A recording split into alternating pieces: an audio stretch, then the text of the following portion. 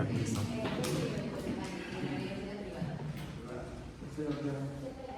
Bien, acá está. Pintando. Bien. Muy bien. Se han separado. Ahí. ¿Qué tal? ¿Qué opiniones en estas primeras semanas sobre la especialidad?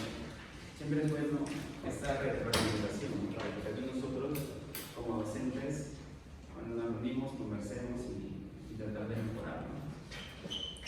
¿Qué tal? Pros, contras, algo que podamos ir mejorando. Nada, todo perfecto. No creo. ¿Quién es el delegado? Alan. ¿Qué nos puede decir de estas primeras semanas? ¿Ya lleva un mes? Sí. 2 meses. Ah, julio, bueno. Bueno, las cositas que me van diciendo, en primer lugar es que quieren sí o sí la lista instrumental. Ya, justo eso, ayer que me comentaste, hablé con el coordinador, que es el doctor Luciano, creo que ustedes han llevado con él, ¿no? Sí, me dijo de que él venía en el siguiente viaje.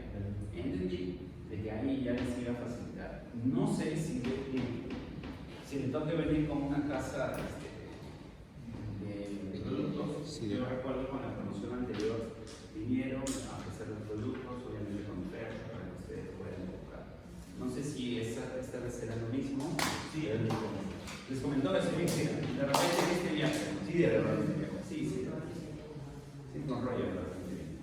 Ya, eso en teoría ya está a punto de resolverse. Yo, por ejemplo, hemos visto que como ahora van a ser 3 docentes, a veces el docente que viene después de tiempo, como que no llega o no recuerda muy bien qué hizo el anterior docente, y a veces como que cruzan un poquito de información. Eso sería bueno que haya comunicación entre los Sí, lo que hemos hecho es, estamos manejando un Excel interno en el cual estamos anotando lo avanzado para no sobreponernos ahí en los temas. Pero igual, si ustedes ven que, porque puedo colocar un tema y por ahí me voy a otro, si ustedes ven que ya se está repitiendo normal, lo comentan, no hay problema. Yo lo que estoy avanzando y avancé ayer es parte de la temática del curso de diagnóstico de malnutriciones, si mal no recuerdo. Entonces, creo que el doctor Valdivieso avanzó la vez pasada. ¿Cómo? Ya, hizo malnutrición, pero también hizo etiología de las malnutriciones y clasificación de las malnutriciones, ¿no? Sí, es esto. Ya. No, también una consulta más. Por ejemplo, en cada turno, ¿cuántas horas de enseñanza están pactadas? Porque a veces, como ustedes un poquito llegan tarde, no sé si en el día son 8 horas de horas académicas para que si estudian 4 o son 6 Mira, horas. las horas que no es que no querramos venir antes, sino que por los vuelos, antes sí, el vuelo sería a las 6 de la mañana, si mal no recuerdo, y comenzamos acá a las 9. Pero como se está llegando prácticamente a las 11, esas 2 horas de la mañana es lo que se está haciendo en las noches con ustedes, porque nosotros no dictamos curso virtual en la noche. Ya, yo sé que había doctores de acá que les enseñaban, no sé desde qué horas se quedará, pero nosotros no dictamos curso virtual, teníamos que arrancamos a las 9, de 9 lo hacíamos a las 8 en la tarde y de 9 a 1 los domingos. Entonces, como por tema de vuelos no podemos llegar a las 9 como antes, esas 2 horas se han castigado y nos hemos dado la parte virtual. ¿Ya? Y yo tenía entendido que era de 8 a 10, por eso es que a las 8 tendría de clase, pero me dicen que ustedes tienen clase de 6 a 9 de imagen. ¿No? Ya, bueno, ya intentamos de 9 a 10 y media, casi creo. ¿Sí? Tampoco no vamos a ir hasta las 11. Me imagino que están cansados porque todo el día tienen clase virtual, por eso como están, me imagino que están cansados. ¿Ustedes cansados? ¿Yo cansados? ¿Ya? Y de ahí nada, es la misma cantidad de horas que se ha manejado siempre. ¿Sí? Con eso sí también les quería comentar, se lo comenté el ciclo pasado y a ustedes. Ustedes tienen 5 ciclos, ¿verdad? En las curriculares, es decir, 2 años y medio. Créanme que es poquito. La mayoría de programas se manejan de 3 años. Y falta tiempo. Falta tiempo. Es más, en San Marcos, que es el programa corrido, tienen bastantes pacientes y en los 3 años no finalizan todos sus casos. Siguen viendo por ahí un semestre más, si es que no, un poquito más, que no es lo ideal. Pues 3 años queda corto viendo todas las semanas, imagínense para ustedes que 2 años y medio y que solo apoyan el fin de semana. Por eso les aconsejo que lo más importante es la clínica. Comiencen a buscar sus pacientitos, ya tengan sus pacientes los que son de Tacna con mayor razón, los que vienen de afuera, no sé cómo se tienen que idear para conseguir pacientes. Creo que la universidad debería dar un apoyo de repente para facilitar también que acudan los pacientes. De repente los que vienen de pregrado, facilitarles y decirles que hay un programa de ortodoncia para que también lleguen pacientes externos y ustedes puedan. Ya, al final, la currícula va a avanzar, se van a quitar las clases y lo que ustedes no van a poder titularse es si no tienen sus gastos finalizados. ¿Ya? ¿Cuántos casos serán? 10 días, ¿no? 10 de ortodoncia y 10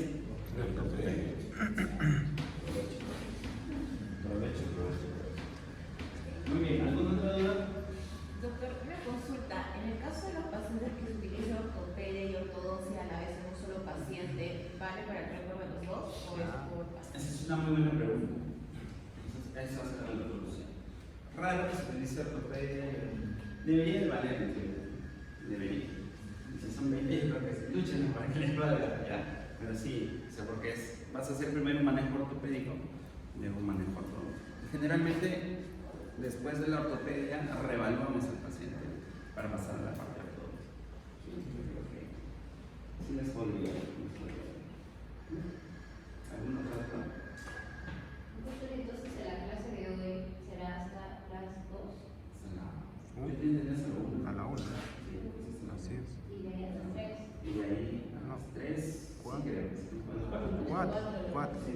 De la tarde hacemos esfenometría, se entregan su trazo Sí, igual. y acabamos. ¿Alguien me dijo que quería repasar su objetivo de Steiner? ¿No? Objetivo de Steiner. Bueno, todos. Ya no, todos, ya pasamos eso y avanzamos para la mano. Ya, entonces tráiganse si no el trazo de Steiner que han hecho para revisarlo y uno nuevo para hacer la mano. Sus reglas, su transportador, sus escuadras, traigan todo. ¿Ya? Muy bien, ¿alguna pregunta? Doctor, para los próximos meses que no han puesto fechas, ojalá que puedan poner para ver el pasaje porque falta que pongan las fechas de Noviembre. Ni siquiera las fechas para comprar el pasaje. Ajá. De noviembre y diciembre. Créeme que estamos juntos en esto. Sí. Ya, entonces, y sí, traigan siempre, si es práctica, traigan todos sus materiales. Una pregunta, con el tema de pacientes que para los que no son de la carrera es un poco complicado explicarlo. ¿Hay forma de que, por ejemplo, pueda traerse a los pacientes si quieren venir, pero no tiene la disponibilidad de tiempo de quizás todos los meses? Pero sí puede ser para la evaluación, puede ser la instalación y hacer los controles allá y cada cierto tiempo que puedan venir. No es una ideal, ¿ya? Porque para nosotros podría indicar cuál es el siguiente paso que necesitamos fuera de casa. ¿Ya? Entonces, no es ideal. La verdad es que sí tenemos en las otras promociones pacientes que vienen de lejos, pero tratan de venir. Sí, o sea, no pueden traerlo cada 3 meses. No es ideal. Porque tú me vas a decir, doctor, estoy en este. No es igual una foto que tener al paciente. No es ideal. Uno de repente, pero no todos, no que todos los pacientes sean así. O sea, por ahí hay otras enfermedades. Digamos, podríamos mandarle o traer los modelos y las fotografías y enseñarles a ustedes y ahí nos evalúan, sí puede venir.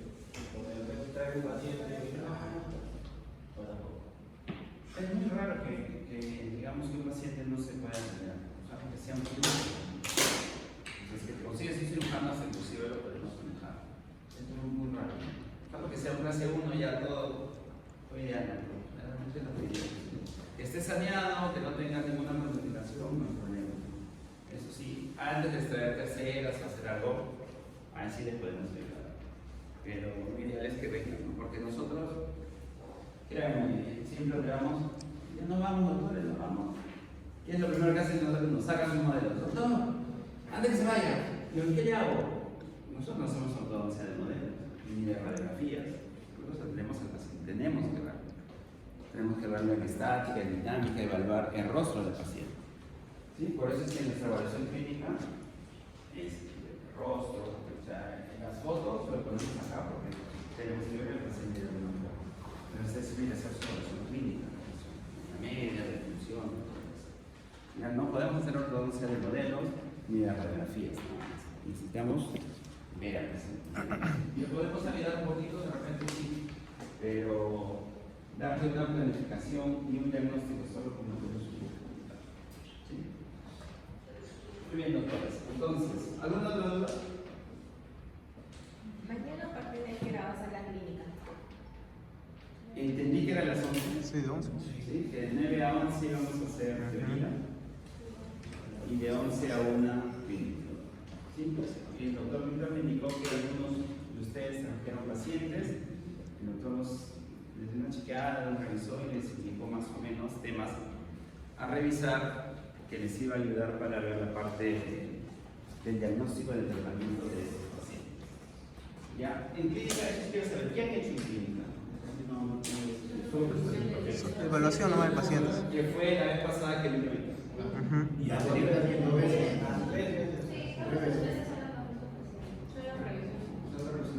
Y la parte teórica de clínica, ¿quién avanza? Solo las fotografías extraorales en clínica, pero fue rápido. ¿Quién las mostró eso? fotografías Rodríguez. extraorales son supervisadas. El análisis también de la fotografía, doctor, no está. O sea, tenemos un patrón que nos ha pedido en cada paciente, pero la teoría nos falta en esta parte. Ya. Tiene que revisar los sílabos. Recién es siguiente, sí, ya, lo voy a revisar. Ya tienen que ustedes ir. Estamos viendo pacientes que necesitan esta teoría para poder hablar. Hacer los análisis de la. Exacto. Muy bien. Ahora sí, para comenzar la clase. Igual, cualquier cosa me preguntan, no hay problema. Entonces, doctores, ayer en la noche en la clase remota habíamos visto lo que era el desarrollo de la dentición. ¿De qué dentición habíamos visto? De la dentición de Sidon, ¿verdad? Habíamos visto las características de una correcta dentición de Sidon y la importancia de la presencia de estas piezas dentales. Entonces, ahora vamos a ver lo que continúa. El desarrollo de la oclusión mixta y permanente. ¿Sí? Ese es como un pequeño mensaje, ¿no? Cuya conclusión es lo siguiente: prevenir es siempre mejor que curar. Obviamente, nosotros siempre vamos a tratar de prevenir. Es una parte importante en lo que es no solamente la ortodoncia, creo yo, en la odontología en general. Y bueno, todos acá somos colegas, ¿no? Y siempre tenemos que tratar de ver la parte preventiva. ¿Sí? El análisis de lo que está bien es la vía para identificar tempranamente si se puede o no estar buscando algún tipo de problema en la oclusión. Es por eso lo importante de lo que estamos viendo ahorita nosotros, la parte de la dentición de Sidon. Nosotros podemos ya en esta etapa de repente intervenir en un problema que nosotros podamos ir detectando que se está formando, por supuesto. Esa es la parte preventiva. ¿Sí? Entonces debemos conocer las características de lo que en teoría está correctamente bien. No sabemos si está bien como podemos necesitar y tratar. Entonces, características de esta dentición. Todos los dientes permanentes se van a formar después del nacimiento, es decir, comienza su formación intraósea después del nacimiento. ¿Sí? Eso ustedes ya lo han visto en pregrado, es simplemente un repaso, si lo quieren llamar así. El primer molar va a comenzar su formación aproximadamente en el 9º mes, o sea, casi con el nacimiento es que comienza la formación de este germen de la primera molar. Los incisivos, tanto superiores como inferiores, aproximadamente a los 6 meses. Es canino un poquito después, 12 meses, los laterales o inferiores a los 18 meses. Premolares, entre 2 años y medio a 3 años, y segunda y tercera molar, segunda molar a los 3 años y tercera molar en teoría. La tercera molar todos sabemos que es muy irregular, pero en algunos pacientes a partir de los 3 años ya se puede inclusive ver en algunas información del género dentario. Más o menos esa es la disposición de las piezas dentarias, ¿no? Antes de la erupción de los incisivos, tanto superiores como inferiores, ¿no? Cuando ya termina la formación de toda la dentición decisiva, los gérmenes de la dentición permanente comienzan su formación en la parte intraósea. ¿Qué más? Con respecto a las diferencias de tamaño, ya ayer habíamos hablado un poco de por qué en la dentición decidua encontrábamos, por lo ideal era encontrar en el sector anterior. ¿Cómo se llamaban esos espacios? ¿Espacios? Primates. ¿Seguros? No. ¿Qué dice? ¿Espacios?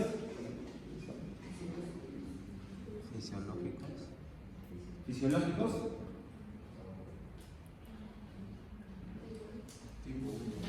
Tipo 1. Vamos a hacer la clasificación de qué. ¿Qué era?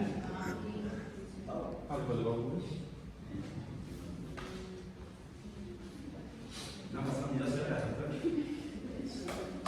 Espacios de desarrollo. ¿Sí? Espacios de desarrollo. ¿Sí?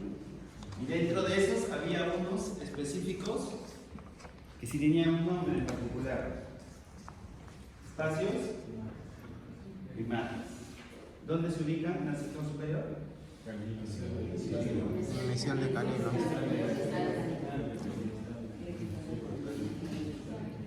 Distal de canino. Mesial de canino. En el superior, mesial de canino. Y en el inferior, distal de canino. ¿Sí? Entonces, ¿y por qué existían estos espacios?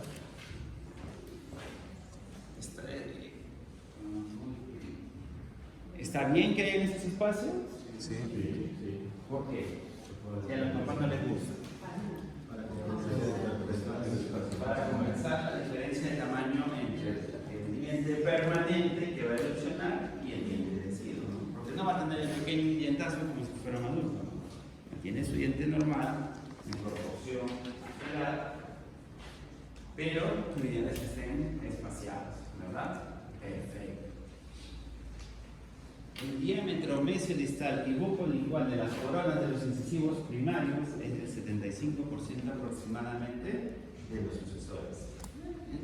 En otras palabras, siempre la pieza decidua va a ser más pequeña que el diente permanente. ¿Sí? Y obviamente, como les decía, el pequeño no va a alcanzar con un incisivo de tamaño de una persona adulta.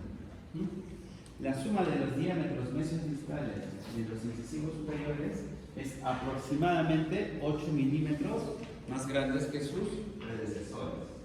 ¿Sí? O sea, en conjunto, si sumamos el ancho mesiodistal de un incisivo central, derecho, izquierdo, un incisivo lateral, derecho, izquierdo, y un paciente interno, en medio son 8 milímetros más grandes que si sumamos el ancho mesiodistal de los dientes deciduos.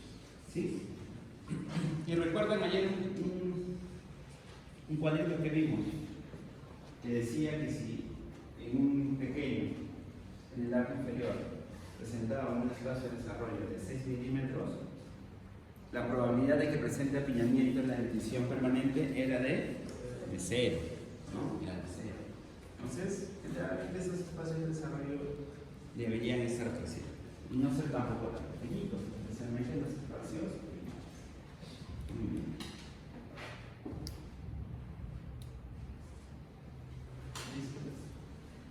Orden de la erupción de las piezas permanentes. Es importante. ¿Por qué hay un orden? ¿Es importante, doctor? ¿Qué dicen? ¿O no? ¿O que salgan nomás? La cosa es que estén. ¿Qué dice? Hay un orden establecido. Sí, hay un orden establecido. ¿No? Y también cuando lo estudié, uno se da cuenta, pero que había un orden. ¿No? Y sí, pues hay un orden y uno lo ve, ¿no? Pues sí, pues también, ¿no? Cuando un sobrino ya comienza a verlo, cuando ya estudia, oye, ¿verdad? No salen así. ¿No? Entonces, ¿cuáles son los primeros dientes de la edición permanente que erupciona? ¿Las molares? Sí, ¿cuáles son las molares? Las primeras molares, ¿no? O a veces les gana el incisivo central inferior, ¿no? A veces les gana. Están ahí casi aproximadamente ¿a qué edad? 6 años meses, aprox. Algunos se acercan un poco, otros se atrasan un poco, ¿no? También no somos unas máquinas, ¿no? O sea, hay un lapso de tiempo que se puede considerar normal, ¿no? Pero que evoluciona a los 4 ya no, ya está fuera de lo normal, ¿sí? Como los dientes natales y neonatales, seguimos allá, ¿no? ¿Los natales cuáles eran?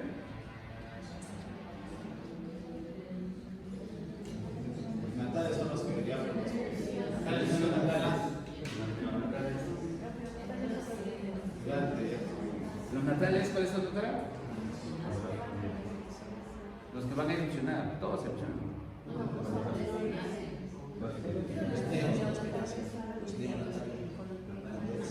Todos. 6 meses. No. Los natales son con los que nace el niño y los neonatales son los que erupcionan hasta 30 días. Exacto. O sea, si el niño nace y está ahí un diente presente, ese diente es. Y neonatal es aquel que va a erupcionar en los primeros 6 meses. No. En ese en el lapso de ese primer mes. Sí, es muy bien. Ya les estoy dando las preguntas que saben. Vale, vayan a anotar. ¿Qué más? Luego incisivo central. Después, ¿qué orden de erupción? Lateral, ¿no? Pero hay un orden ahí, ¿no? Primero es el central inferior, de ahí 4. El central superior, de ahí lateral superior, de ahí lateral inferior. ¿No? También hay un determinado orden. Después, ¿qué les erupciona?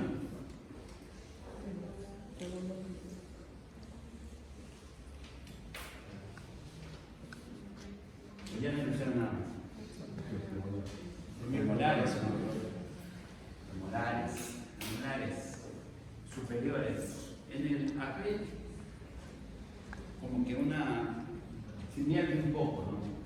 Primero, en el superior el canino es casi uno de los últimos índices de erupcionar, mientras que en el inferior erupciona antes, inclusive a veces, que los premolares. ¿Sí? Y al final, lo que queda, ¿qué dice acá? Cuando el segundo molar permanente hace erupción antes que los caninos premolares es desfavorable. ¿Por qué creen que sería desfavorable que erupcione primero la segunda molar? Tanto superior que inferior. Porque la hora de erupcionar va a empujar todo. Y a la hora que pierdas el residuo, rápidamente se va a perder ese espacio. Ya vamos a ver un poco más.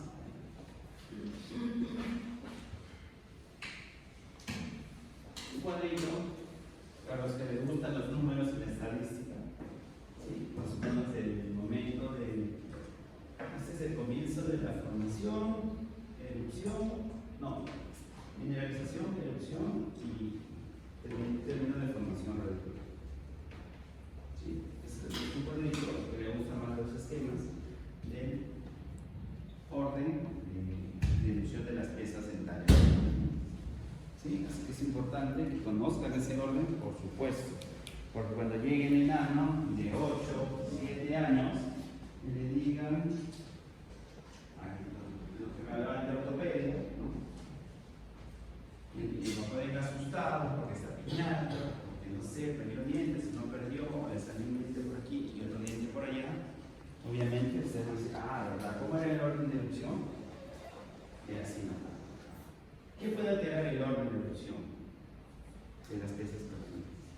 podría? Una pérdida temprana de dientes.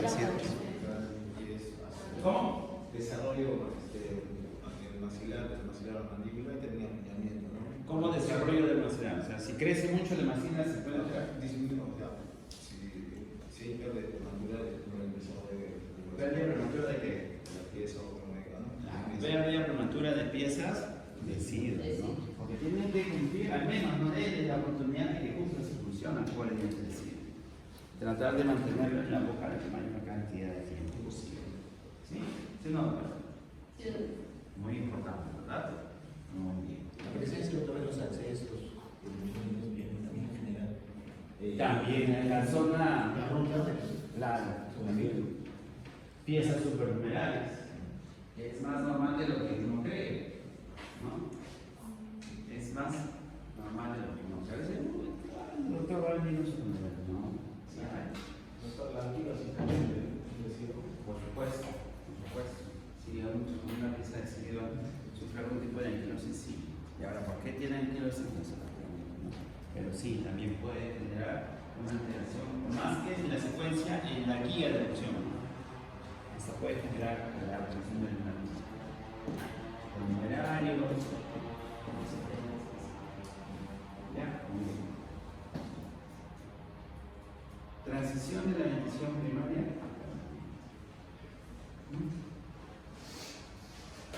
Entonces, ya tenemos a nuestro pacientito con su dentición primaria. ¿Cuántas piezas de signo son? 20.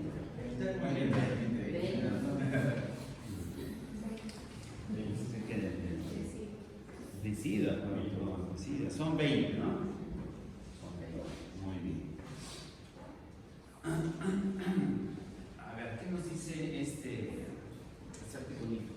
Niños con características normales y deseables en la dentición primaria, ¿sí? O sea, es decir, de todos los niños que presentaban características ideales, por así decirlo, en la dentición primaria, el 72% aproximadamente desarrolló algún tipo de problemas en la oclusión, así como apiñamiento. ¿Sí?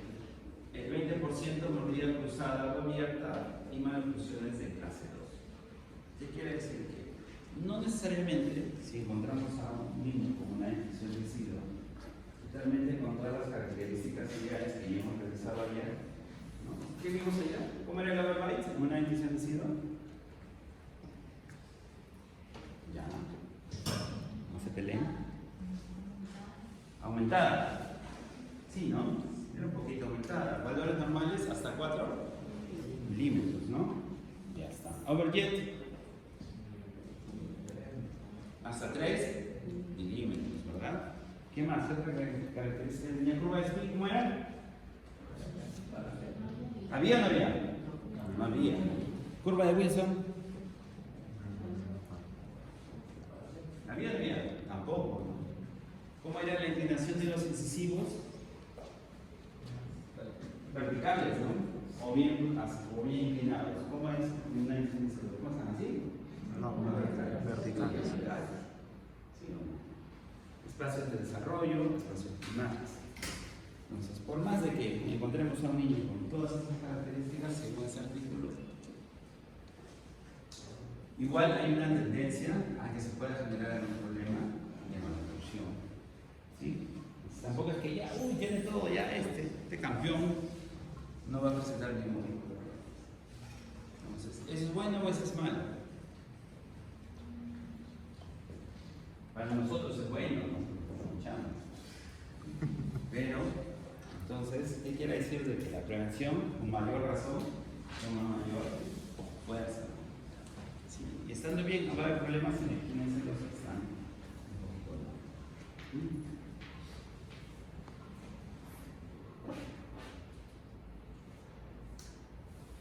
Periodos de la dentición mixta.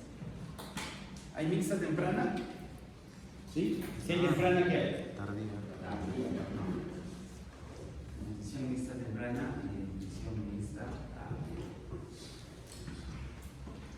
Entonces, la mixta temprana es entre los 5 a 8 años aproximadamente.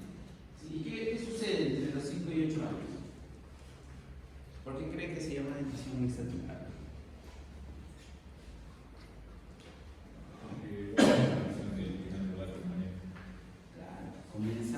erupcionar las primeras molares permanentes y el intercambio del sector Anterior. Es decir, va a comenzar a ver en la boquita tanto piezas deciduas como piezas permanentes. Ya está, perfecto, muy bien. Luego, ¿qué pasa? Hay un periodo de transición, es decir, cambian los incisivos centrales inferiores, superiores, laterales inferiores, erupcionan las primeras molares, superiores e inferiores, y luego hay un periodo de latencia, un periodo en el cual no hay ningún cambio, ninguna esfoliación de ninguna pieza visible. Aproximadamente este periodo puede durar, ¿cuánto? 2 años. Unos 2 años. ¿Sí? ¿Cuál es la característica de esta etapa? Va a haber una gran actividad absortiva de las raíces de los dientes primarios, obviamente de los que quedan, y formación y calcificación de los dientes permanentes que van a erupcionar. Luego, si había dentición mixta temprana, pasamos a la dentición mixta tardía. En esta etapa se caracteriza por el intercambio o la exfoliación de los tanto de caninos deciduos y molares deciduos. Y por lo tanto, erupción de premolares en caninos. Y al final, la erupción de las segundas molares permanentes. ¿Sí? Entonces ya sabemos por qué se llama dentición mixta temprana y dentición mixta. ¿Difícil? No creo, ¿no? No es tan complicado. Creo que se entiende de cada uno de estos. Dentición mixta temprana, entonces. ¿Qué dice ahí? Inicia con la erupción de la primera molar permanente. Eso es lo que habíamos conversado, ¿no? O la erupción del incisivo inferior, lo que suceda primero. El hecho que ya haya presencia de un diente permanente quiere decir que está iniciando la etapa de dentición mixta. ¿Es propicio para instaurar medidas preventivas e interceptivas? Sí, sí, es que nosotros observamos tanto en una dentición mixta, temprana o tardía, como en el periodo de transición, observamos algún tipo de alteración que pueda generar un problema más grave en el futuro, tenemos que tratar de intervenir. Por ejemplo, si vemos que estos dientitos están erupcionando y por ahí uno se gira, pero tiene uno verbal, uno verbal. Pero si nosotros vemos que esta erupción ha generado que se mueva el canino deciduo y este canino deciduo genera una interferencia y un desvío mandibular, ¿lo dejamos? ¿O interceptamos? Claro, porque eso, con el tiempo, esa desviación mandibular puede generar un problema mayor. Entonces, no deberíamos dejarlo, deberíamos intervenir. Si un pequeño desgaste, no lo sé, en su momento lo veremos. Pero sí debemos intervenir. Doctor, pero viene la mamá y dice que no le gusta, que el incisivo está un poco inclinado. Si no va a generar un problema muy grave en el futuro, dejemos que el diente simplemente siga su desarrollo, su crecimiento. No tenemos la obligación, entre comillas, tanto de intervenir tanto. ¿Sí? Pero obviamente debemos conocer las características de lo normal para poder diagnosticar bien y no equivocarnos en esta planificación.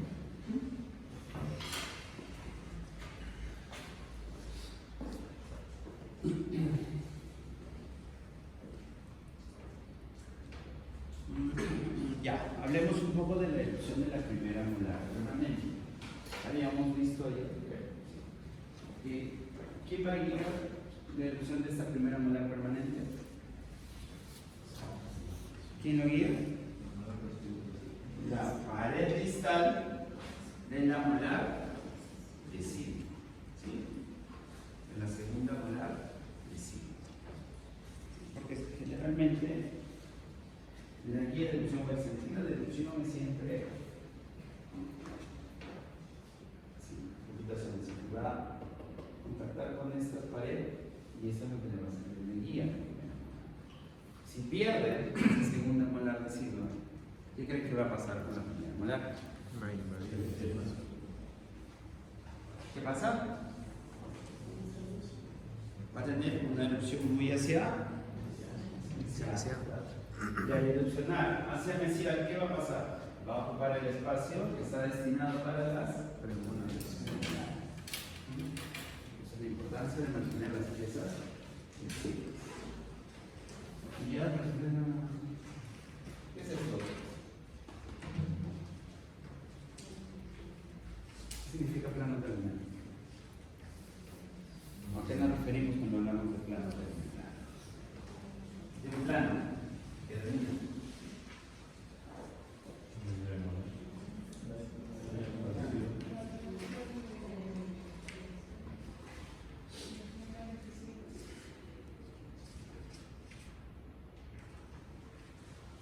¿Qué dice todo eso? ¿Qué era el plano terminal? ¿Ah? La llave molar de residuos. ¿Qué nos significa? El escalón, ¿qué tipo de plano terminal había? Recto, escalón, ¿cuál es mesial?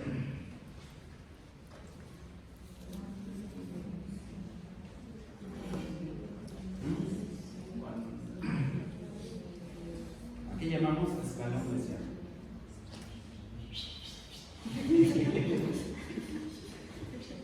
Y el distal. Y el recto. ¿Cómo es?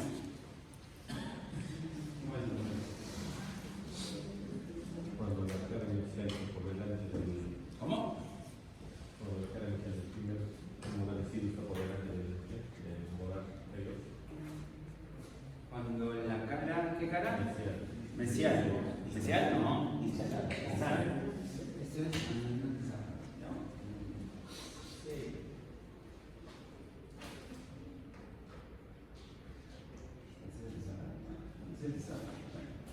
Si no se borra,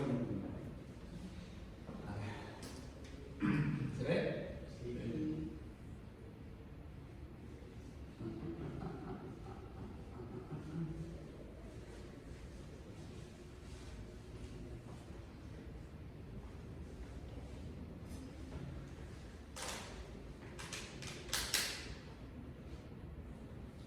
Ya. ¿Esto qué es? ¿Escalón?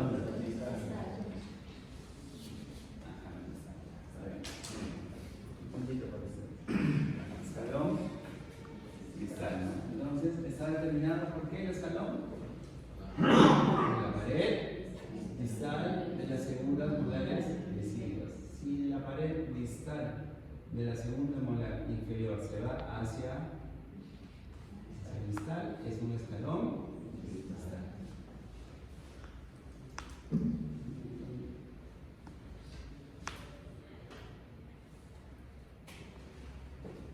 Este es mesial, este es distal. Si el escalón se va hacia el distal, es un escalón. ¿Sí? Siempre se equivoco. ¿Cómo hay que equivocarlo todo? Siempre se equivoco.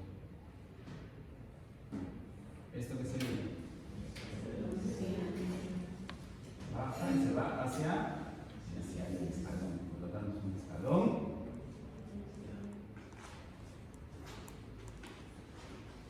¿Estamos? Perfecto. Muy bien. Habíamos visto ayer que este escalón también iba a interferir o iba a condicionar el tipo de maloclusión que se podría generar a la hora de erupción de las primeras molares permanentes. Entonces, era importante el evaluar este escalón en nuestra erupción decidua. ¿Y por qué, doctor? ¿Por qué la condiciona? Porque obviamente la erupción de la primera molar va a estar condicionada por la pared distal de esta molar, de esta segunda molar. A ver, eso también es importante.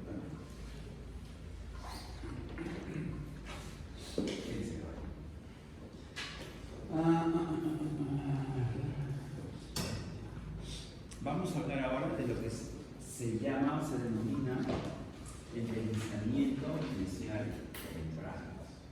¿Sí? Aquí llamamos deslizamiento mesial temprano a una pérdida de longitud del arco que va a cambiar en cierta forma el plano terminal. ¿Estamos? Lo normal, o lo ideal es encontrar un plano terminal recto, ¿verdad? Y ya está, perfecto. Lo normal es encontrar un plano terminal recto. Pero ¿qué va a pasar al momento de erupcionar estas primeras molares permanentes? Ya hemos dicho que cuando erupcionan, lo normal es que por ahí tenga relación o en contacto con la pared distal de la segunda molar. Y la erupción generalmente se va un poco hacia mesial. Entonces, lo normal es encontrar espacios de desarrollo de las piezas dentarias decisivas. ¿Sí o no? Y especialmente aquí hay un espacio bien marcado. ¿Cómo se llama ese espacio por donde está el canino deciduo inferior? Sí, habíamos dicho que son espacios de desarrollo, pero es un poquito más marcados.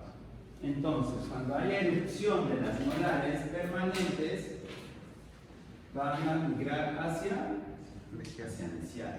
Siempre las piezas de erupción hacia mesial. Entonces, como hay espacios más marcados en el sector inferior, ¿cuál va a mesializarse más? ¿La inferior o la superior? La inferior, ¿sí? ¿Y cuál es, entre comillas, el tope de esta mesialización? El canino. Ya, como que aguanta un poco esa mesialización, porque si no también se iría con todo y nos invade esa estructura. Entonces, como acá había un espacio primario grande, este va a mesializarse un poquito más. ¿Sí? Entonces, ese escalón terminal recto se va a ir un poquito hacia una clase, hacia un escalón, si se lo quieren llamar, mesial. ¿Sí? Entonces, va a migrar un poco más esta primera molar inferior con respecto a superior, facilitando, entre comillas, una correcta función de clase. ¿De clase? 1. Va a favorecer a que se genere una relación molar de clase 1. A este deslizamiento mesial, especialmente en el arco inferior, se conoce como un deslizamiento mesial temprano. ¿Sí? Si temprano, va a ver. ¿Se entendió esta parte o no? ¿Todos? ¿Doctora? ¿Está bien? ¿Sí? ¿Doctora? ¿Doctora? ¿Delgada, no? Ya está, perfecto. Desplazamiento mesial.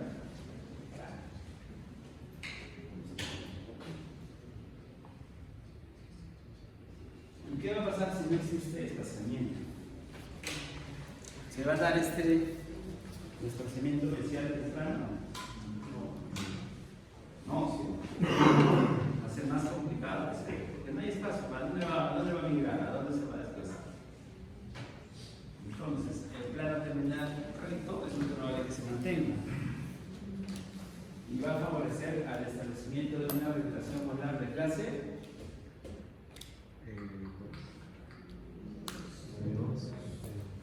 ¿Clase? ¿Clase? Sin clase. ¿Por qué sin clase? Antes vas a pagar sus intereses.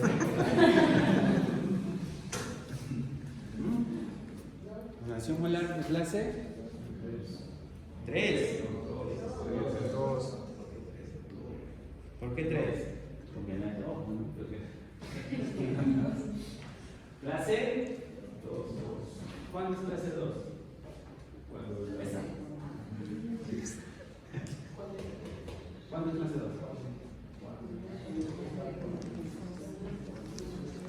Cuando no hay espacio final. ¿Cuándo es clase 1, doctores? ¿Puedes sacar una hoja? La cúspide. Cúspide. Inicio vestibular de la primera molar inferior. superior concluye con el surco. deberían recitarlo así como un poema ustedes, así, a todos al unísono, ¿no? Claro. Que no sepa la relación molar y la respuesta. Ya, cuando la cúspide de acción estimular de la primera molar superior concluye en la fosa central. El surco. ¿En dónde? Surco. Surco. Nexo vestibular. La primera. Molar inferior. Esa es clase 1. ¿Y cuánto es clase 2? ¿Cuánto es 1? Claro. ¿Ah?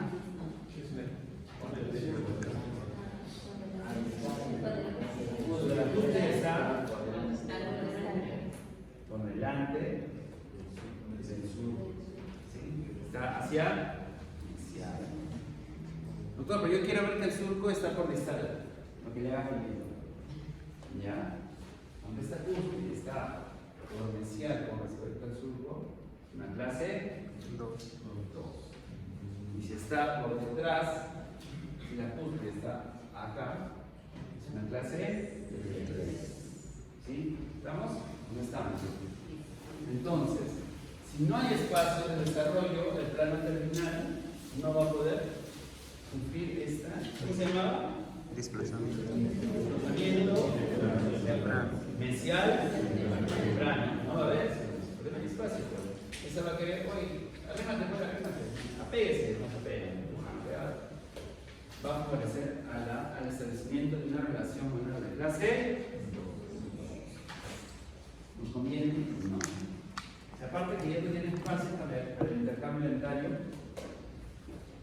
los arcos de tramo número 2 son un poco complicados. Muy bien, entonces quedó claro el concepto de desplazamiento mesial temprano. Y si hay temprano, ¿qué habíamos dicho? Que va a haber tardío. Ya, doctor, una vez, ¿cuál es el desplazamiento mesial tardío? ¿Cómo se llamaba esta diferencia de espacio? ¿Qué son estos? ¿Se este? Primer premolar, segundo premolar. Permanentes. ¿Y estos? Canino deciduo, primero y segundo molar deciduo. ¿Tienen el mismo tamaño? No. ¿Sí o no? ¿Cómo se llamaba esta diferencia de tamaño? Digo estrellas, ¿verdad? ¿Sí? Entonces, cuando haya este intercambio de piezas centrales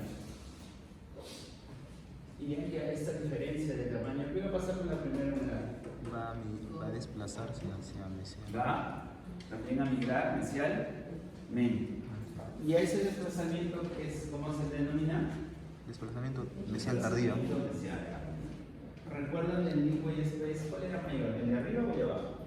El de abajo. Entonces, si hay mayor diferencia de espacio, ¿cuál va a migrar más? ¿La primera molar superior o la primera molar inferior? La primera molar inferior. La inferior, porque tiene más espacio. Entonces, también va a favorecer el establecimiento de una relación molar de clase 2.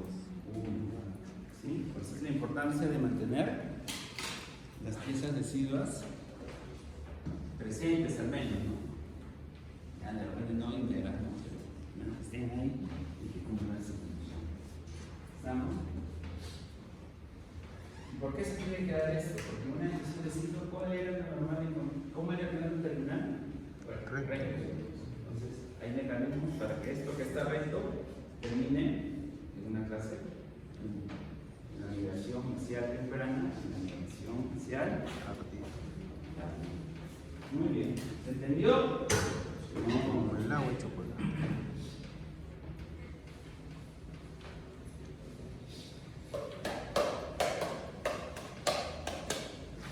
¿Qué más?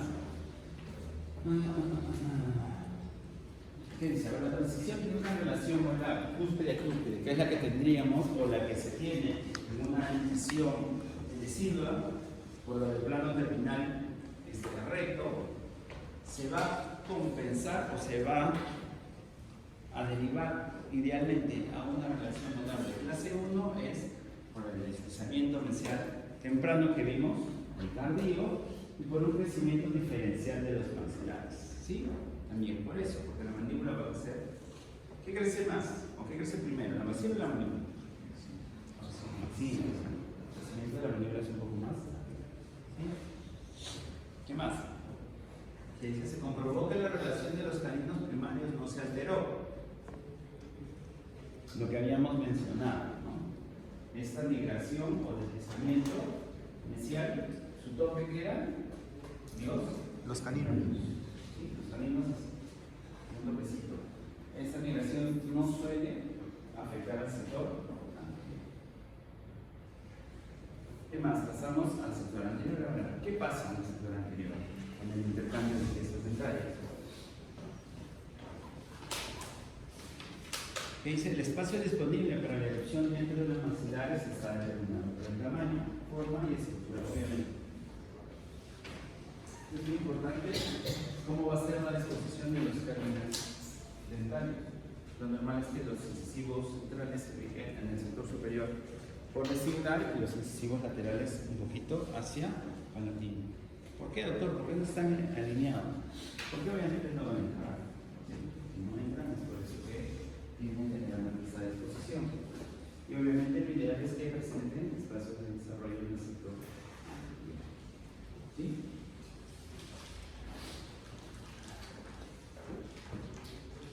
¿Qué pasa en el arco inferior? En el sentido de erupción de estos incisivos siempre va a ser un poquito hacia lingual. No suelen erupcionar como en los superiores. Los superiores sí se van un poquito hacia vestibular. Por eso es que a veces no cae, inclusive a veces el diente deciduo y por acá, con igual es saliendo el incisivo permanente, ¿verdad? ¿Qué hacen? Comienzan a mover el diente, ¿no? A ver si se mueve. No se mueve. Le mandan a comer manzana, ¿no? Pobre. No, le mandan algún tipo. Si la dentición no tiene espacios de desarrollo, obviamente va a haber un aumento en la distancia intercanina al momento de la erupción de los incisivos. Más adelante, ¿cómo es la secuencia de erupción? Ya, primero esto. Habíamos mencionado que los dientes deciduos, ¿cómo se disponen? Desde un ángulo interincisal un poco más vertical. Ese ángulo interincisal va a estar más abierto o cerrado. Abierto, ¿verdad? Y en la edición permanente es un poco más cerrado. Y ya habíamos mencionado que la erupción, especialmente de los incisivos superiores, es hacia vestibular. ¿Sí?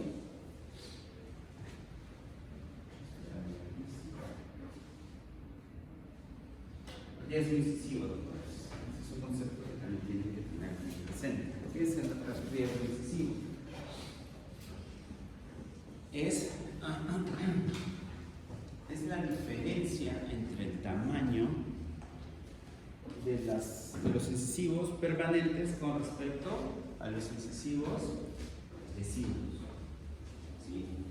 Se dice que los incisivos superiores van a tener aproximadamente 8.2 milímetros más de ancho, por así decirlo, en la sumatoria que los incisivos deciduos. Y en el arco inferior es de 5.6 milímetros más anchos los incisivos permanentes que los incisivos deciduos. Es decir, siempre va a haber esa diferencia de tamaño. ¿Sí? Si es mayor, va a haber mayor riesgo que presente niñamiento. Si es menor, el riesgo será menor. ¿Sí?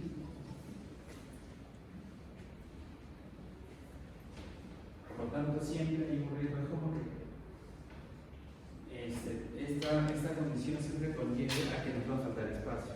Por eso hay mecanismos fisiológicos para que este riesgo disminuya. Uno son los espacios de desarrollo. Muy bien. Entonces, la diferencia, habíamos dicho el tamaño generalmente en el superior es de aproximadamente 8.2 milímetros, en el inferior es un poquito vamos a compensar esta diferencia de tamaño? Porque es bastante, ¿no? Son 8 milímetros y 5. 1. Los espacios interdentales y espacios de desarrollo. 2. El aumento del ancho intercanino. Doctor, ¿cómo aumenta ese ancho intercanino? En el momento de la erupción. Vamos a ver. Otro mecanismo de compensación es la posición de los incisivos. Como ya habíamos dicho, estos tienden a erupcionar hacia vestibular. ¿Qué más se erupciona más hacia vestibular con respecto a los incisivos visibles? Ganamos perímetro de A.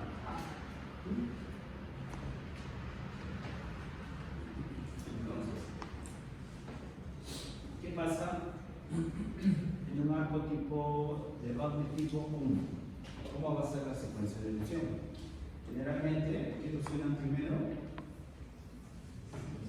Incisivos centrales, especialmente el inferior. Entonces, va a erupcionan los incisivos, van a erupcionar los incisivos centrales superiores y van a generar reabsorción a nivel apical de los incisivos visibles. Y al momento que están erupcionando estos centrales, ven acá esta flechita, van a empujar un poco la parte apical del incisivo lateral. El incisivo lateral.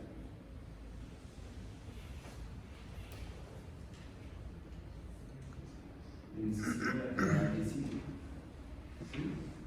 Entonces comienza a erupcionar el central. ¿Qué va a pasar con el incisivo lateral? Va a desplazarse hacia dónde?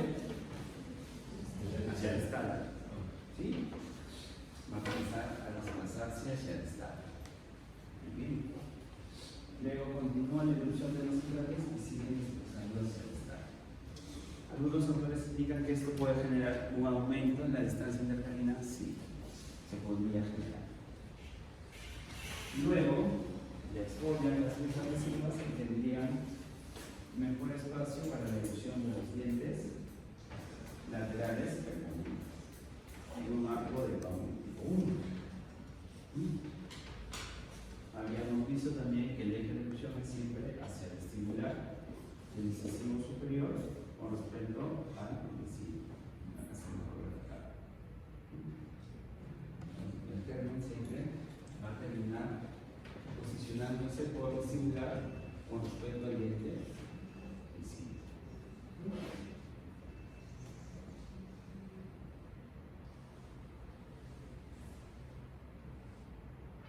Luego, ¿qué pasa? Cuando comienzan a erupcionar los incisivos laterales, también van a, así como el central empujó el incisivo lateral, la erupción del incisivo lateral también va a empujar un poquito hacia el distal a los caninos incisivos, aumentando el ancho inter. Eso es lo ideal, lo que debería pasar. Y generalmente pasa en los arcos de Bowman tipo 1. ¿Sí? Ya, doctor, si mi arco no es tipo 1, es tipo 2, cuando el arco es tipo 2, es muy probable que al momento de la erupción de los incisivos centrales se genere una reabsorción de. ¿Qué dientes están absorbiendo acá en la raíz? Los 4 Los incisivos. 4 incisivos visibles. Entonces, ¿habrá diferencia, doctores? No habrá diferencia. O es lo mismo, no, pero igual, es que al final se cambia. No pasa nada. Sí, no se está generando el espacio, no se está aumentando la distancia intercanina. Muy bien. Porque no se está comenzando a empujar primero el lateral y después el canino. Entonces ya no va a tener espacio para la erupción de qué piezas. ¿Qué piezas no van a tener espacio? Lateral. Los incisivos centrales van a descender sin producir un movimiento de los incisivos laterales primarios hacia el estado. No van a tener espacio esos incisivos para poder erupcionar correctamente. Y ya por lo tanto se va a generar un gran afluimiento. Van a erupcionar por palatino, erupcionar caninos, se quedan también cerraditos esos dientes por palatino. ¿Se entendió esa parte? Sí, ¿no? Los pilotos anteriores. ¿Qué dice? Como regla general, ahora doctor, ayúdame. Una negrita, no sé qué habla sin voz. Como regla general, los incisivos centrales mandibulares son los primeros dientes anteriores en emerger, a la edad de 6 años. Un año más tarde son seguidos por los incisivos laterales inferiores, los cuales coinciden con la aparición de los incisivos centrales superiores. Generalmente el primero en aparecer es el izquierdo. Aproximadamente a los 6.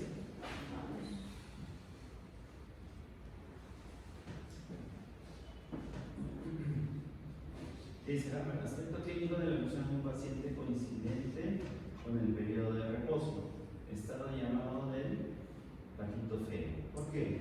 ¿Por qué le dicen pobrecito? ¿Por qué? ¿Por qué se disponen así los incisivos laterales? ¿Por qué creen? Están empujando los caninos. Están empujando los caninos, claro, porque el germen del canino, que estaba bien arriba,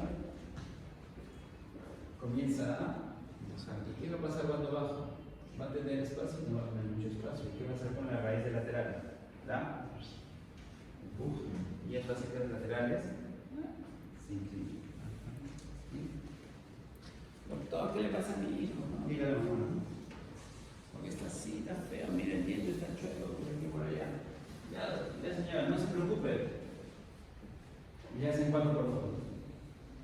Esperan sus brackets y lo enderezan. ¿Qué van a hacer cuando enderezan esto? ¿Qué van a hacer con esa raíz de lateral? ¿No? ¿Y qué está acá? ¿El germen del canino?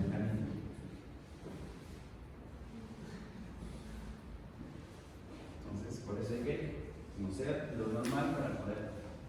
Ah, ya señora, ¿qué edad tiene? Mira, ya se toma una radiografía. Ya señora, es una historia, no se preocupe. Normal, explica, mire, esta tiene que estar bajando, no tiene espacio, va a mover un poquito, pero luego se va a generar el espacio para que funcione. Tranquila, ¿no? Tranquila. ¿Sí? Ahora, si esa inclinación estuviera generando un punto de contacto con alguna pieza lateral inferior y algún tipo de alteración, ya sea funcional o alteración fisiológica, que ya no le permita comer, que perdiera la mandíbula, o producto de eso, de cavernar y todo eso, ya se interviene, porque ya estamos hablando de cosas mayores. Pero si es solamente ¿cómo sabemos que es transitorio?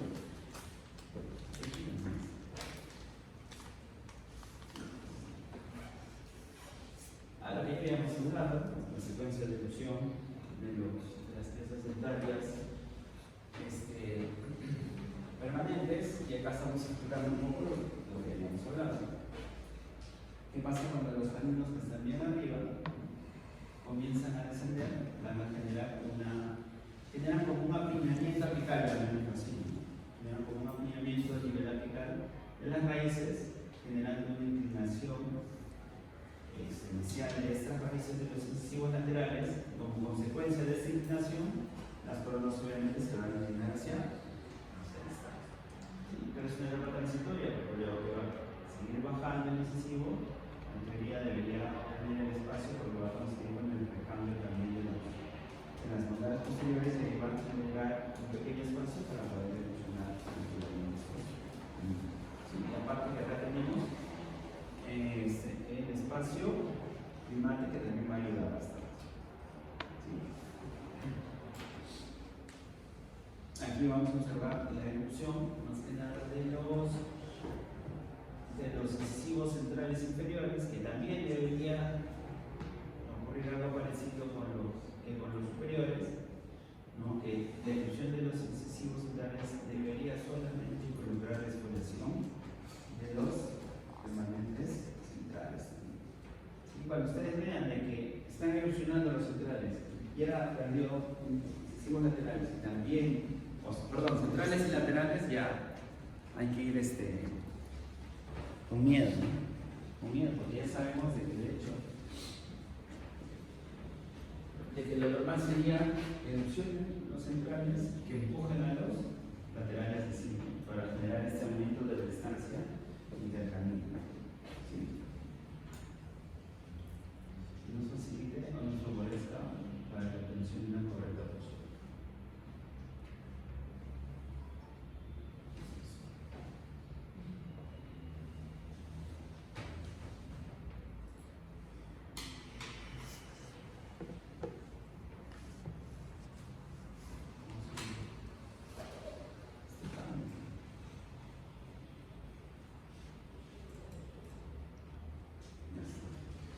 Entonces, después de la erupción de estos incisivos, seguiría la etapa del periodo de reposo, ¿verdad? ¿Cuál es la característica de esta etapa? Que no va a haber ni exploración ni erupción de piezas dentales. Dura aproximadamente 2 años, más o menos. ¿Sí? Es una etapa que se caracteriza por una gran formación de las piezas dentales periódicas y evaluación radicular de piezas dentales, es decir, prácticamente integralmente no hay gran cambio, salvo la etapa de la que ya habíamos hablado, que es la etapa de ¿qué etapa? Patito feo. Que va a caracterizar en parte este periodo de reposo. Luego del periodo de reposo, que seguía la infección mixta tardía. Y aquí cobra mayor relevancia lo que ya habíamos hablado, ¿no? En un white space, espacio libre o espacio de deriva. Llámenlo como les parece, no hay problema. Ya habíamos visto que ese espacio era mayor en la maxila o en la mandíbula. En la mandíbula, ¿verdad? ¿De cuánto es aproximadamente? 3.4. ¿Ah? ¿De cuánto?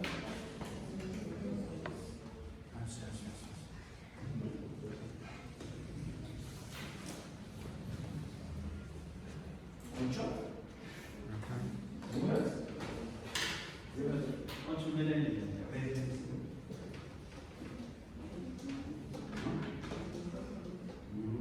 Espacio libre no se confunda. El libre se sigue acá, el espacio libre se pasa. Ya, hay diferencia de tamaño entre los permanentes y los residuos posteriores. Dentro de estos espacios, cobra importancia el espacio E. ¿Qué es el espacio E?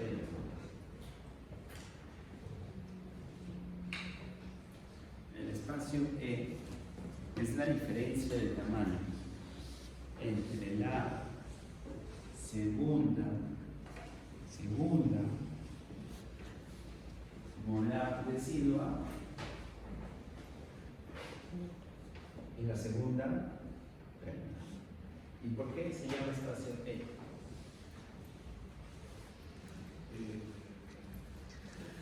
¿Por qué creen? ¿Por qué no A?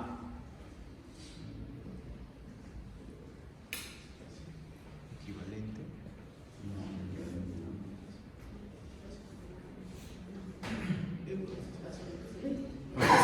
El espacio.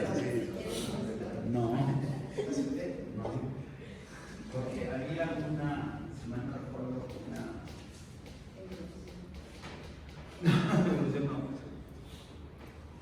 ¿cómo se llama? Sí, que clasifica una clasificación de las piezas deciduas A, B, C, D y ¿cuál era la E? La segunda una, sí, por eso es espacio E. Ya, y porque cobra bastante relevancia. ¿Por qué? Porque la diferencia en este tipo de space se está haciendo la sumatoria de las 3 piezas. ¿Entendemos o no? La sumatoria del ancho de estas 3 piezas, la sumatoria del ancho de estas 3 piezas. ¿Estamos o no? Pero si nosotros nos enfocamos solo en la diferencia entre esta pieza y esta, eso es lo que tenemos que hacer. Y, según algunos autores, puede llegar a ser de 2.5 en el arco inferior y de 2.3 milímetros en el arco superior. Imagínense, 2.5 más 2.5 del otro lado, ¿cuánto es? 5. Ahí podríamos ganar bastante espacio. ¿Sí? Y generalmente, al ser la segunda molar cambia más seriamente, podemos intervenir un poco mejor. ¿Cómo podríamos tratar de mantener este espacio E? Instalando un dispositivo que puede ser pasivo, un alcohol igual o un ATP. Si queremos algo más activo, no podemos colocar un impacto. Y eso es importante. Doctor, o sea, yo veo al paciente y le pongo su ATP. No. ¿Qué dice acá? Antes de la expiración de la segunda molar residuo. Es decir, yo veo que el paciente, le hago muy bien, sí saben, repasen, porque van a hacer cuando hagan ortopedia. Doctor, pero no me han dictado. Ya me estamos diciendo. Ya. Moyer lo hemos hecho todos en pregrado, ¿verdad? Por lo tanto, deberían saber. Entonces, no creo que les hagamos una clase de Moyer, pero revisen. Ya, revisen. Me voy a acordar del examen. Hace Moyer si le falta espacio. Doctor, me sale que me falta 2 milímetros.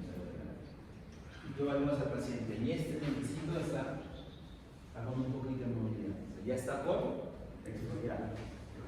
Recomendaría que exfolien y que mientras que erupciona la segunda premolar, esto de repente migre un poquito. No, o sea, no. Entonces, ¿qué harías? Prevención. En ese momento, si ya ves que está lleva a exfoliar, porque se ve, comienza a tener movilidad, ¡pum! Pone su alcohol igual, se sale a poner su ATP. Doctor, ¿en qué ATP no se creo si le he colocado un botón de NANS? Un botón de NANS. Pero si tiene... Puede ser también. Podría ser. Pero no suele ser tan invasivo, ¿no? Un ATP, tranquilamente. Doctor, una pregunta. Ese omega HTP está Mira, es más, ahorita lo hacemos sin omega. Porque se hace para mantener el espacio. Sí. Si vas a activarlo, El omega es. ¿Por qué se crea el omega? Si es que querías hacer una expansión de Bauer. No, pero ahorita lo activamos de otra manera. Sí, o sea, no hay problema. Ya no trabajamos con omega. Lo hacemos con 0,8, que es 0,9. Y lo hacemos removible, y es de soldado. Simplemente es el tipo de clase. Entonces, en ese momento, si ustedes han hecho el análisis y les falta un poco de espacio que pueden ganar, pueden aprovechar ese espacio, colocando preventivamente un ATP o un alcohol igual. Mientras que el Pampers es algo más activo. El Pampers se va a generar fuerza. El labio, ¿qué va a hacer el labio? Fíjate acá. Se va a apoyar en este Pampers. Entonces, ¿qué va a hacer el Pampers? El labio inferior va a tratar de empujarlo hacia a reposar el labio. O sea, el labio va a querer decir, oye, no, pero este es mi espacio, ¿qué haces tú acá? Lo voy a empujar. Y esa fuerza se va a ir a la molar. ¿Qué va a generar en la molar? Una distancia. Eso sí es un poco más activo. ¿Ya? Entonces se genera fuerza. Que nosotros lo podemos colocar de manera pasiva, preventiva y tratar de aprovechar este espacio.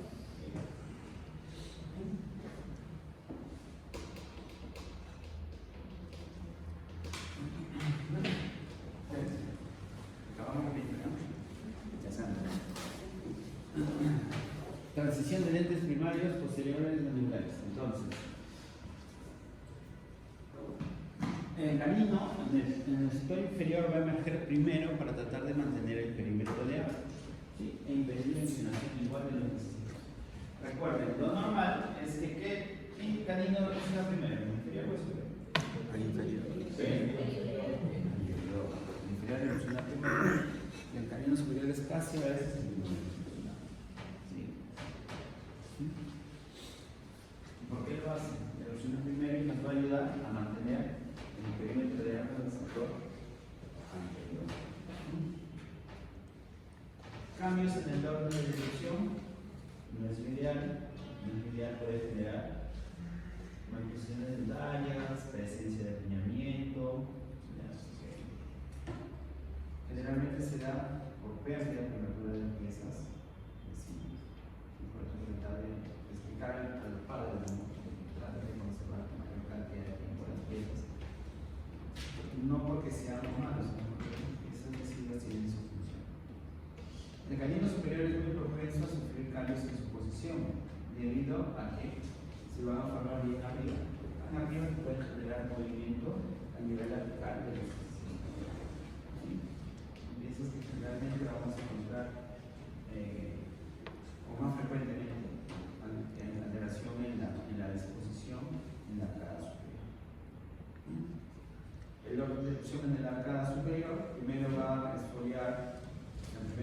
así, la erupción del premolar, luego la segunda molar, buen momento para tratar de realizar el espacio B, y luego la erupción del camino A. Luego, ¿qué nos quedaría? El último en decir, la segunda molar. Esta pieza dentaria, lo normal es que la orientación de erupción sí esté orientada un poquito hacia el estado, es más, es mi vida, así como la tercera molar. Entre más hacia el este, mejor, nos conviene. Y obviamente después de la emergencia, su oclusión, su disposición final va a ser guiada obviamente por el estado de la primera molar y por la oclusión que encuentre con la segunda molar. La verdad que ya, para este momento, por ejemplo, el impacto que habíamos visto, este amigo de acá, que habíamos dicho que puede generar una diferenciación de las primeras molares, pero este arco, como se impulsa con la fuerza del labio, funciona muy bien hasta antes de la erupción de la segunda. Y la erupción de esta segunda molar es mucho más difícil de que este impacto genere una distorsión. Doctor, disculpe que lo corte. Entonces, el objetivo de ser un Lee Bunker sería, por ejemplo, en la primera imagen, este círculo inferior. En ese Claro, ahorita sí, claro. Bacán. Si ya erupcionó, ya no. Porque que diga lo que es la biogenia de la fuerza para mover los molares, el momento ideal es antes de la erupción de la segunda. La erupción temprana de la segunda molar incrementa el número de casos con relación de clase 2. ¿Sí? ¿Por qué? Porque va a haber una migración inicial. Va a haber tendencia a una clase 2. Entonces no es tratar de conservar las piezas tejidas la mayor cantidad de tiempo posible. Si las ha perdido tempranamente, podemos colocar el mismo dispositivo como un ATP o un ATP igual de manera preventiva. Y la segunda molar molar, ¿sí? La segunda molar debe evolucionar después de la segunda molar. Si se altera este orden, esta erupción de la segunda molar puede generar muchas lesiones. Lo ideal es que primero erupcione la primera canino, los molares, y luego si vemos de que le está ganando por algún motivo a las molares, tratar de entrar a esta molar para que ya vemos, si eso es pues, la orden de erupción de las piezas dentales sí podemos ver. No sabemos, estará bien, decimos, no necesariamente. Erupción de la tercera molar, esto es Francisco Yosino con la tercera de tubo panela y lanzó los dados. No hay una regla, ¿no? Ni en anatomía, ni en forma, ni en tamaño. Ya esa cosa lo sacarán por la nariz, porque ya no es así. ¿Ya?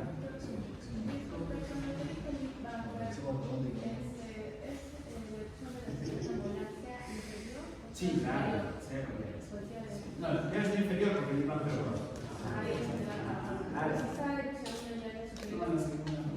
la idea es de que la fuerza del labio que va a generar pueda radicalizar esta molar. Si ya está la segunda, no va a poder. Es más que nada un tema de mecanismo. En la pieza adhesiva más irregular. En la actualidad estamos utilizando algunas mecánicas, extraemos algunos molares, especialmente superiores, y mantenemos la tercera molar, pero igual, esas molares tienen ciertas condiciones o ciertas características básicas. Ya nos funcionan más, no sabemos así. Necesitamos ciertas condiciones. ¿Sí? Muy bien, doctores. Hasta acá. Siendo más de la hora. ¿Una pregunta? Sí, una consulta. En el caso de que, bueno, ya se ha determinado un tratamiento de ortodoncia, Sí, ya finalizado. perdón, ya, finalización de ortodoncia, y ahí es de las terceras molares, fluyen arriba abajo antagonista. Bien. ¿Usted recomienda retirar evolucionadas?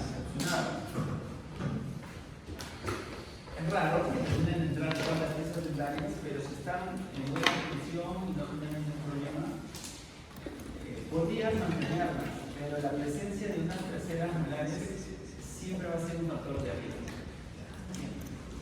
Ya, algunos autores indican que el apiñamiento es como la roba de la boca. Siempre todo en la boca está como que funcionando para que se genere apiñamiento. Entonces, el mantener terceras molares siempre se considera un factor de riesgo. Al final, obviamente, como yo digo, al paciente le digo, yo no te voy a sentar, te voy a amarrar y voy a hacer una decisión de pero tiene que tener toda la información. O sea, decirle, no, normal, no. Porque después, más adelante, tener un apiñamiento, se va a dar la situación. Tiene que tener toda la información, bien informado, que firme. Ya, pero sí, con diciéndoles, es un factor de riesgo generalmente así.